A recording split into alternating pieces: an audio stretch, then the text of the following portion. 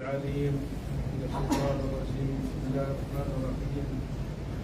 صل اللهم وبارك على سيدنا ونبينا محمد وعلى آله وصحابته أجمعين. إن الحمد لله نحمده ونستعينه ونستغفره ونستهديه ونعوذ بالله من شرور أنفسنا ومن سيئات أعمالنا. من يهده مولانا سبحانه وتعالى فهو المهتدي، ومن يضلل فلن تجد له وليا مرشدا. وأشهد أن لا إله إلا الله وحده لا شريك له، وأشهد أن سيدنا وحبيبنا وعظيمنا وقائدنا وقدوتنا ومصطفانا محمدا صلى الله عليه وسلم نشهد أنه صلى الله عليه وسلم أدى الأمانة وبلغ الرسالة ونصح لهذه الأمة وكشف الغمة ومحى الظلمة وجاهد في الله حق جهاده حتى أتاه اليقين. تركنا صلى الله عليه وسلم على العقيدة الإسلامية الصحيحة التي ليلها كنهارها لا يزيغ عنها إلا هالك. وارض اللهم عن سادتنا أبي بكر وعمر وعثمان وعلي وعن الصحابة أجمعين وعن التابعين ومن تبعهم بخير وإحسان وسلام إلى يوم الدين. اللهم صل وسلم وزد وبارك على سيدنا محمد صلاة تخرجنا بها من ظلمات الوهم وتكرمنا بها بنور الفهم وتوضح بها عنا ما أشكل حتى يفهم أنك تعلم ولا نعلم وأنت علام الغيوب. ثم السلام عليكم ورحمة الله تعالى وبركاته.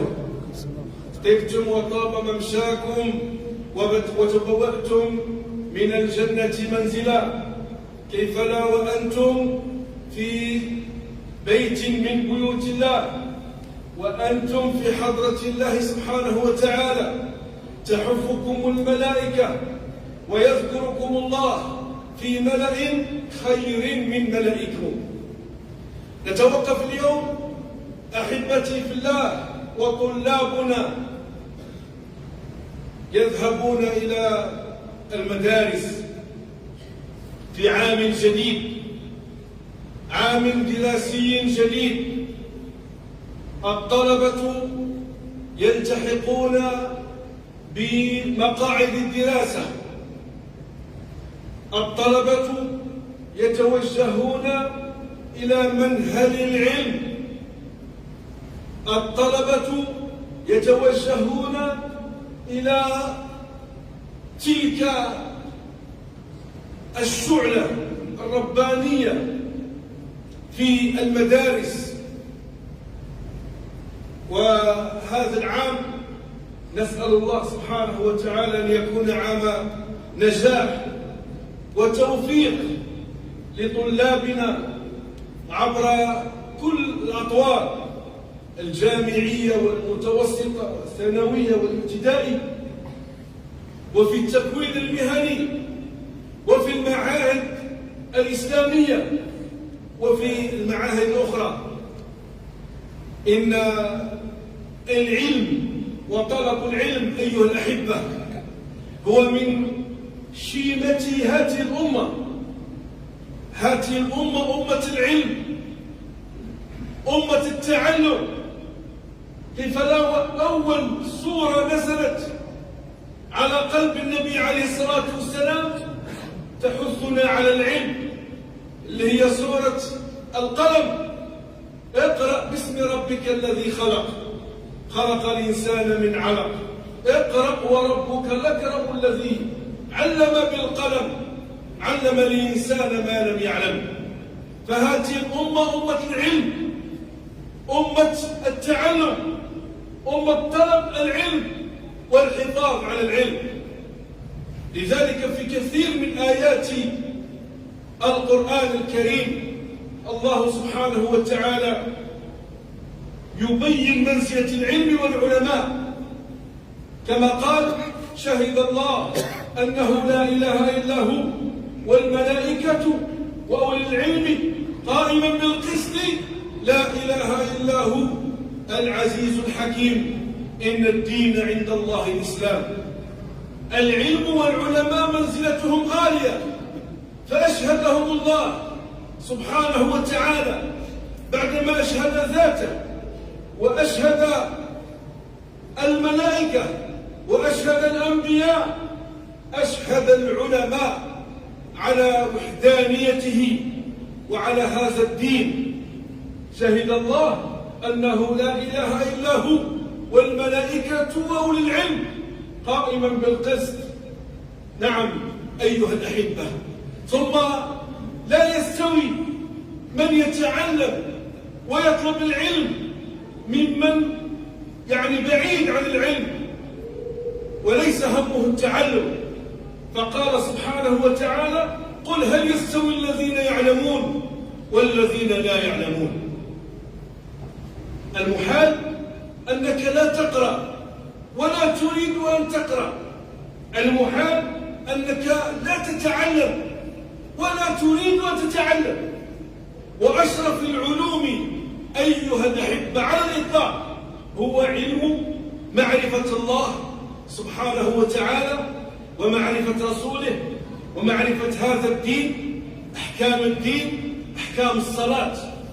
لقول سيدنا ابن عاشر: أول واجب على من كلف ممكنا من نظر أن يعرف الله والرسول بالصفات مما عليها نصب الآيات. هذه أول العلوم وأشرف العلوم أن يتعلم الشاب المسلم أن يتعلم دينه. وقد سعدت أمتنا أن أول قدم يحطها الطفل في حياته هي المدرسة القرآنية والكتاتيب وأقربيش والزوايا.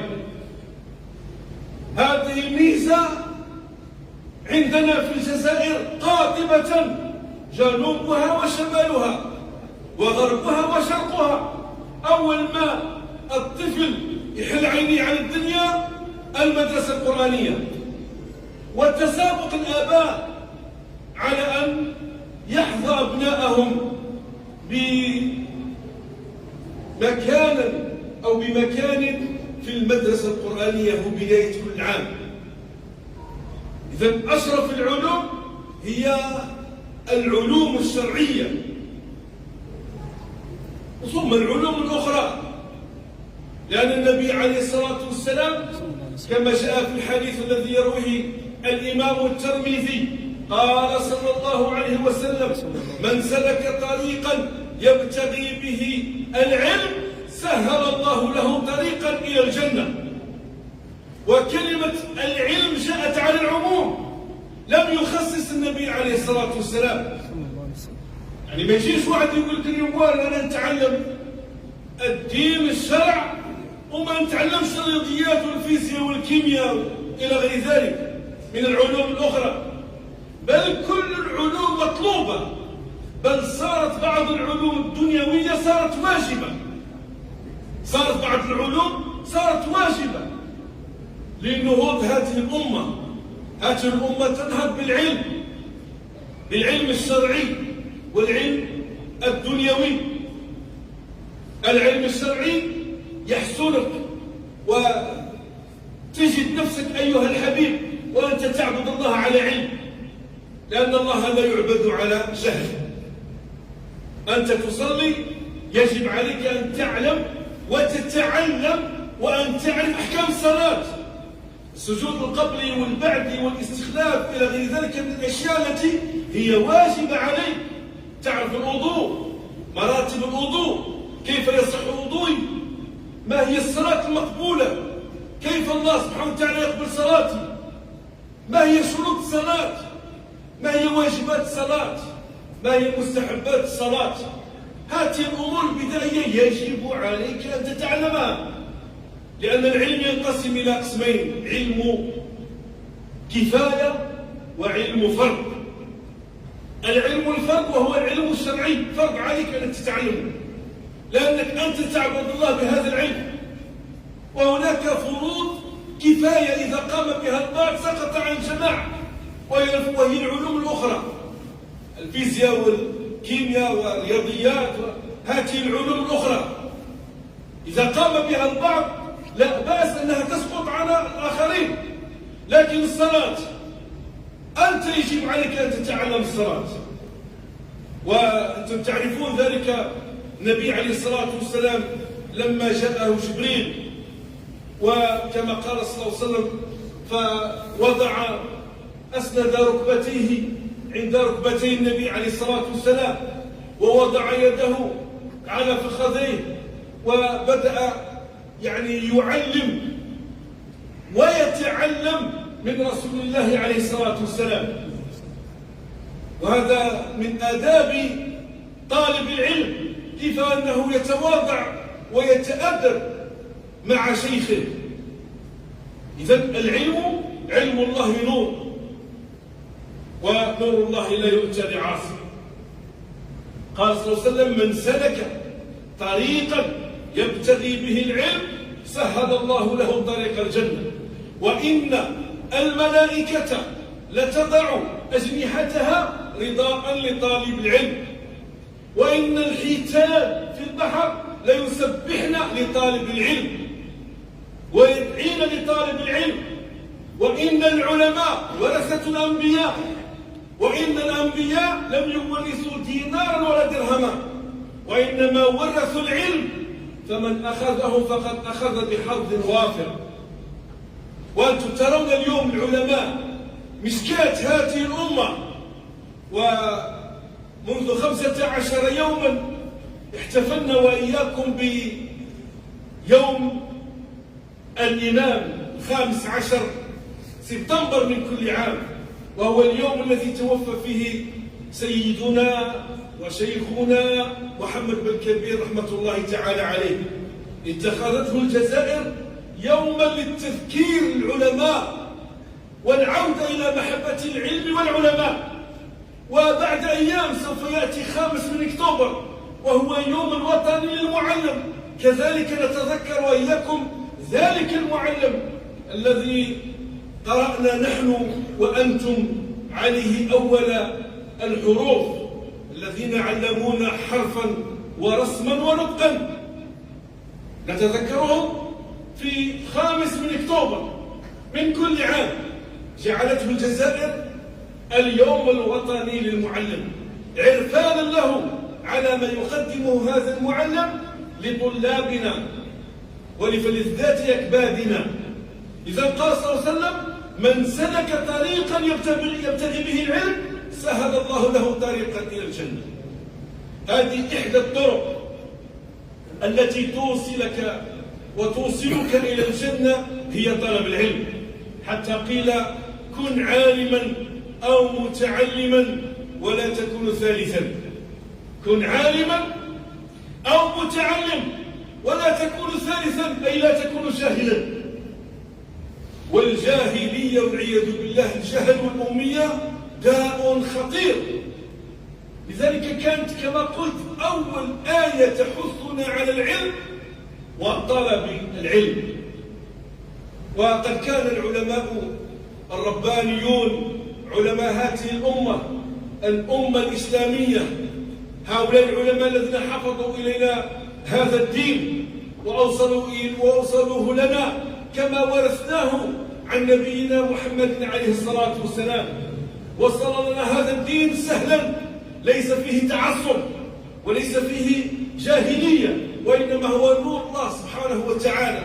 وصل إلينا بالتواتر جيل عن جيل وعلماء عن علماء. لذلك أحد العلماء الربانيين اللي هو الهمذاني الشعبي الكوفي العراقي سئل، قالوا له: كيفاش وليت عالما؟ أو من أين اكتسبت هذا العلم؟ وكيف اكتسبت هذا العلم؟ فقال رحمة الله تعالى عليه 4 كلمات هي شروط من أراد أن يطلب العلم. فقال: بنفي الاعتماد، والسير في البلاد، وصبر كصبر الجماد، وبكور كبكور الغراب. قال له: كيفاش مولانا سبحانه وتعالى فتح عليك العلم؟ أيها الشعبي، وهذا العالم الرباني الصوفي الزاهد الفقيه الأديب الشاعر العراقي ومسقط رأسه الكوفة، قال سولوه كيفاش وليت عالما؟ قال لهم أول حاجة بنفي الاعتماد. إياك أن تعتمد على غيرك في طلب العلم.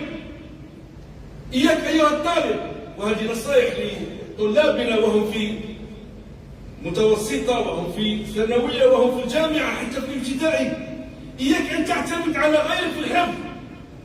بعض الشباب إذا يقول لك لو كان صاحبي راجع أنا نراجع، لو كان صاحبي ما راجعش أنا ما راجعش. إياك أن تكون هذه عقليته، وإنما قل بنفي الاعتماد، أن لا تعتمد على أحد في طلبك للعلم. اعتمد على الله سبحانه وتعالى واتخذ الأسباب ولا تتكل على أحد. هذا مجال يسموه مجال التسابق، مجال السباق في العلم. لذلك بعض الناس اللي كان الباك ما نراجعش الباك ويعتمد على الكاميرات ويعتمد على النقل ويعتمد على غيره ويعتمد على المساجات اللي تجيه. إذا قال لك هذا العالم الرباني، قال أول حاجة بنفي الاعتماد، ثم والسير في البلاد، أن تذهب من بلاد إلى بلاد وأن تتسابق إلى محاضر العلم. لذلك الشيء الذي يعجبني أن في الصيف بعض رجالات هذه البلاد يذهبون بأبنائهم إلى المشايخ إلى الزوايا، وهذا نوع من السير في البلاد في طلب العلم. لا يقتصر العلم على بلدك أو على كتاب قرأته أو على موقع تصفحته، وإنما عليك أن تسمع من العلماء وأن تذهب إليهم. العلم يؤتى، العلم تذهب إليه، مش هو ما يجيك. الشيخ الذي تريد أن تقرأ عنده مش هو يجيك للدار إذا بعد الباب يعطيني ولدك نقريه، أنت روح. إذا السير في البلاد، ثم وصبر كصبر الجمال. العلم يبغي شيء من الصبر. إذا كانت الطاعات كلها الصلاة الزكاة الحج تبغي شيء من الصبر، إسباغ الوضوء عن المكاره وأمر أهلك بالصلاة واصطبر عليها. الحج فيه انفاق المال وفيه تعب البدن، الزكاة فيها فقط بعض شيء من المال، تبغي منك الصبر. حتى العلم يبغي منك الصبر، أنك تتواضع وتجلس وتخفض جناحيك لشيخك لمعلمك لأستاذك حتى تنال الخير الوافر. وإذا فعلت عكس ذلك، ما الفائدة من العلم الذي أنت اكتسبته؟ ما الفائدة من العلم الذي اكتسبته؟ ثم بعد ذلك قال وبكور كبكور الغراب. يجب أن تبكر للامتحان، تبكر للعلم. وإحنا الحمد لله مولانا فات علينا بصلاة الصبح. تعال أيها الطالب لصلاة الصبح واقرأ معنا الحزب الراتب، ثم توجه مباشرة إلى البيت وأنت بإيمانك وبصلاتك، ثم بعد ذلك إلى المدرسة توكل على الله. عيب أنه الطفل يرقد 8 غير ربع ينوض يلبس الطبلية نتاعو الكرتابل فيت راهو راح مدرسة. لا صلى كما قالوا لا صلى ولا دين، مباشرة إلى المدرسة. وبعض الآباء والأسر من المفروض ولدك تعلم الصلاة هي الأساس. لو تصلي نهار اللي يصلي ذاك الوقت يروح للمدرسة، ما تزيروا على المدرسة وتقرأ الصلاة. الصلاة هي كل شيء. ثم بعد ذلك باش تختموا نصائح قليلة لطلاب العلم. أول حاجة النية. من الوقت أيوة الساعة ما يمكن لها. أول حاجة إخلاص النية في طلب العلم. أيها الطالب دير النية في العلم ولا يسهل لك. 2 النية في الشيخ وفي الأستاذ وفي المعلم وفي الأستاذة وفي المعلمة. دير نية طلب العلم. يجب أن يكون هناك التلقي والاستجابة. أما أنك تروح للمدرسة وأنت نافر من المعلم، كيفاش باغي تدي منه؟ كيفاش بتدي من الأستاذ وأنت نافر منه وأنت كاره؟ ولا كيفاش المعلمة هي أو المعلم أو الأستاذ يكره الطفل كيفاش باغي يمد ليه العلم؟ يجب أن يكون هناك التلقين والتلقي، وحنا الأخذ والعطاء، النية، التواضع كذلك لطلب العلم، البكور. إياك أن تكون في المدرسة كالعلم، معروف باللي هذاك الإنسان فوضوي. إياك أن تكون في مدرستك، في الابتدائية تاعك، في المتوسطة تاعك، في الثانوية تاعك، في الجامعة تاعك، أن تكون ولد فلان معروف. واش بيه؟ معروف راه الفاسد هذاك راه طايش. أكبر مصيبة أنك تولي قدام عينين المدير والإدارة والأستاذ تاعك. إياك أيها الطالب أن تكون علما معروف بالفوضى تاعك، بل كن علما بقراءتك، بنجاحك، بتفوقك. يقول ولد فلان والله لا بارك الله فيه، ما يقولوش ولد فلان وخزيت عليه. ثم بعد ذلك الحفاظ على المؤسسة التي أنت فيها. بعض الطلبة ما يتفاهمش مع المدير ولا ما يتفاهمش مع إداري، يروح يكسر في الطوابل ويكسر في الكواسة. كيفاش باغي تدي العلم وأنت هذه هي صفتك؟ ثم بعد ذلك باش نختموا نصائح للمعلمين وللأساتذة وللمعلمات. دائما الطفل هذا ودائما طالب العلم ديروا كولدك، بل وأفضل من ولدك، حتى يتلقى العلم وأخلص فيه النية. وإياك والدعاء بالشر، إياك أن تدعي على التلميذ بالشر، لأنك أنت بمثابة أبيه، ودعاء الوالدين مستجاب. دائما ادعوا لطلابكم بالخير، ادعوا لطلابكم بالستر، ادعوا لطلابكم بالنجاح. إذن هذه بعض النصائح، ونحن وإياكم مقبلون على هذا الفصل وهذه السنة الدراسية. باش نختموا كذلك، دير الطفل تاعك، دير التلميذ تاعك، دير أخوك، دير عنوان الأخوة في تلك المدرسة.